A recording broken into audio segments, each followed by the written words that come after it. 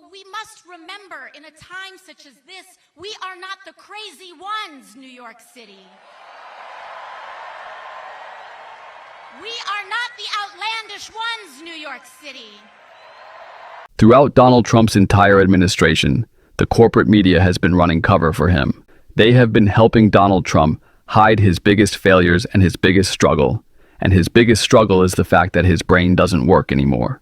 Now, it never really did, but Donald Trump is in obvious cognitive decline, and the mainstream press won't even cover it.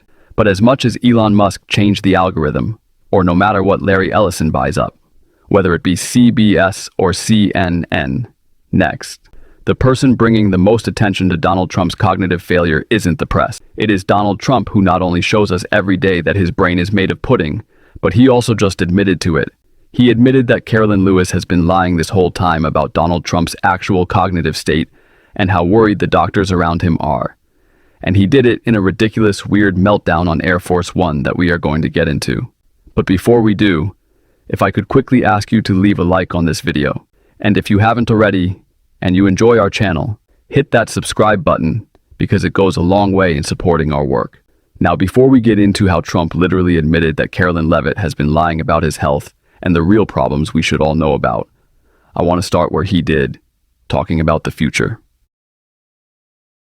For you to be able to run and potentially win a third term in 2028, is that something you'd be willing to challenge the board to be? Well, I haven't really thought about it. We have some very good people, as you know, but I have the best poll numbers I've ever had. I mean, I just solved 8 wars and a 9th is coming. I believe Russia, Ukraine will happen. But we just did, we just left, and when you look at the treaty we just did, that was a war that was thousands of people were already shot at the border.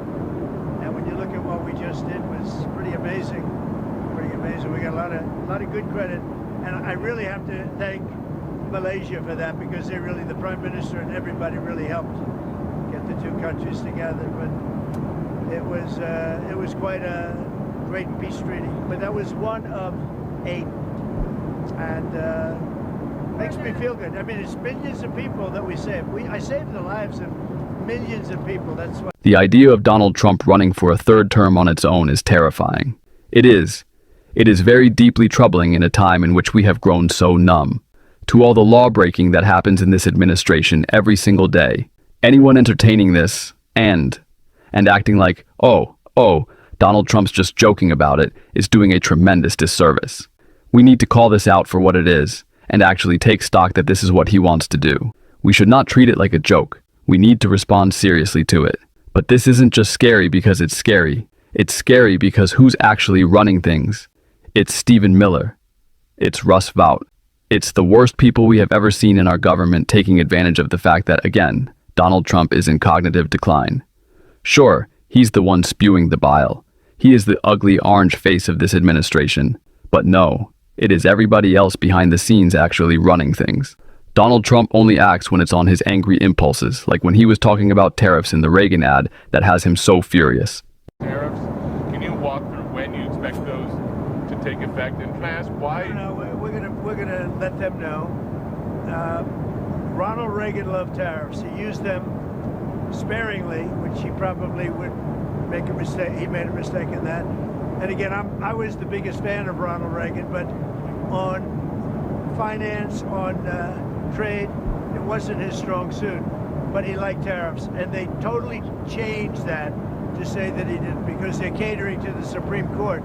Because Canada's been ripping us off for a long time, and they're not going to rip us off anymore. Canada has been ripping us off for a long time. Why? One of the most difficult countries to deal with has been Canada. As much as I love Canada itself and the people of Canada. Everything happening in this administration was already predetermined. It was laid out in Project 2025 and the day-to-day that's being run by Stephen Miller. But these radical, ridiculous, spur-of-the-moment actions raising tariffs on Canada by 10% because Donald Trump got his feelings hurt. Yeah, that is all Trump. It's important to put in context. What is Trump and what is the people who we're puppeting him, right? And anything crazy that randomly happens that seems disconnected from reality, although all of it does, is Donald Trump. Again, it's another example of how his brain is broken even further than we can ever imagine. that he is just acting ridiculously and radically and sporadically. And I know Donald Trump has always done that, but this is uniquely different. And we know why it is, because his health has deteriorated. His brain is more broken than ever, and now he is admitting to just how bad his health is. Trump, 79, blurted out health procedure Carolyn Leavitt kept secret. President Donald Trump admitted that he underwent a MRI scan during what was meant to be just a routine medical checkup earlier this month. The 79-year-old told reporters aboard Air Force One that he received the scan during a visit to Walter Reed Medical Center on October 10th, clearing up some of the confusion over what actually happened during his checkup. Speaking as he flew from Malaysia to Japan as part of a wider Asia tour, Trump said, "I got an MRI. It was perfect." He did not say what prompted the test, which is not usually carried out during routine checkups. Despite being asked directly by reporters, speculation is long swirled about Trump's physical well-being, even though the White House insists he is the picture of health. "I gave you the full results," he continued. "We had an MRI, the whole thing, and it was perfect." Asked what in particular this involved, Trump said, "You can ask the doctors." He said, "Doctors were traveling on the plane. I think they gave you a very conclusive. Nobody has ever given you reports like I gave you. And if I didn't think it was going to be good either, I would let you know negatively." In October, the White House released a single-page memo following Trump's visit to Walter Reed, saying that he was in excellent overall health. It said he had undergone advanced imaging, laboratory testing, and preventative health assistance. Trump's press secretary Carolyn Leavitt was asked what was meant by advanced imaging during a press conference at the White House last Thursday. Leavitt did not say that Trump had an MRI, and instead said, "Advanced imaging is something that presidents receive and people receive when they go to the doctor. And so we provide a detailed readout of that physical, and I would encourage you back to that." She added, "I don't know the exact imaging that took place, as the physician's note said that the president is incredibly good shape, and I think that's evidenced here every single day." Trump is clearly not talking about the man, camera, woman TV. Remember that whole episode in his first term when he talked about how he got the cognitive test, and he could point out the elephant, and he's talking about it there, but this is a recent test that he is talking about. And that's not just regular screening. When you go to the doctor for a checkup, they don't check your cognitive ability. And you hear Trump brag about this a lot. You hear Republicans brag about this a lot, saying that he would crush Jasmine Crockett or AOC or Joe Biden on a cognitive exam. But these cognitive exams aren't something to be celebrated. You don't take a cognitive exam for fun. It's not part of the regular checkup. You take it when doctors are worried that you have dementia, which Trump is clearly admitting doctors think he has. And if he does, which he clearly does, he is severely diminished cognitively.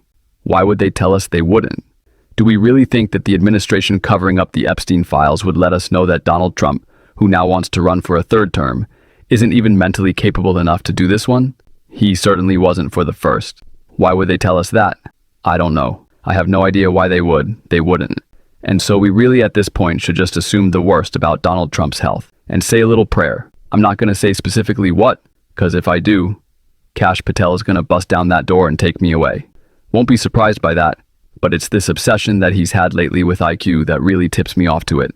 But he's been talking so much about Jasmine Crockett's IQ, AOC's IQ, and it's not just cause they're women of color and so he wants to demean them.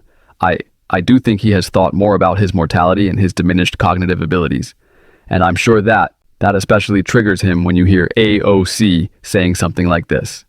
We see what he's doing to that, and we must let him know that this injustice, no matter what he's doing, that house doesn't belong to him, New York.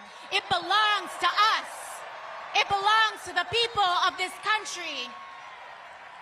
And I want us all to remember and to know that the future, our future, is not determined by a despot in a house built by enslaved people. Our future will be determined not in a house built by slaves, but in a city built by freemen, in a city built by unionists and immigrants and suffragists. The bricks laid by working people, past, present, and future, the seamstresses and the unionists who paid for our rights in blood. This city was built by the Irish escaping famine, Italians fleeing fascism, Jews escaping Holocaust, Black Americans fleeing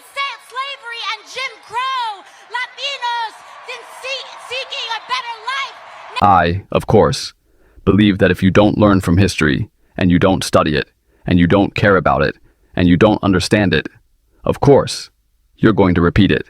But we will need the next Democratic president, the next Democratic Congress in the House and the Senate, this country generally going forward to erase the memory of Donald Trump, to remove what he has done in every way to our country from its history, remove the feeling, remove the anger he's created, and it's not just taking a wrecking ball to whatever monstrosity he's going to build in the East Wing. What was the East Wing? And it's also not just, as Ruben Gallego said, renaming it the Barack Obama Ballroom. It's bringing real accountability. It looks like arresting and prosecuting the ICE agents who have spent the last 9.10 months breaking the law. It looks like holding accountable everyone who is a part of this administration, the criminals that they are. It's about doing the same for Republicans in Congress who have gone along with all of this. It looks like real accountability, and to remember whose country this actually is, and to make that clear and not to be afraid to say that we need to take back our country in a real way. And it's not playing nice and hoping that the other side, they change when Trump is gone, because there will be a day that he's gone. It's going to have to be real accountability. We're really going to have to fight. But it can't just be that. It also has to be setting out on something new and a new idea about what governing means. Because Trump has made it so that everyone thinks that governing is simply serving oligarchs and billionaires, breaking the government. But that's not what it's about. And AOC laid out the case for what it should be. That is considered a radical and outlandish act. It is a time such as today when demanding affordable housing is considered a radical and outlandish act. That we can afford our lives, our groceries, our transit is considered an outlandish and radical act. That we accept our neighbor as ourselves, a radical and outlandish act. But we must remember, in a time such as this, we are not the crazy ones, New York City. We are not the outlandish ones, New York City. They want us to think we are crazy. We are sane. To demand an affordable and decent housing, a decent wage, the right to health care, that we pay to care for our people instead of the flattening of Palestinians and oppressed people abroad is not a radical act. It is basic and core humanity. That is why the election of Zohran is as important as our cause today. We can live in a country with dignity and respect for work and our fellow people, where we do recognize the original goal of America.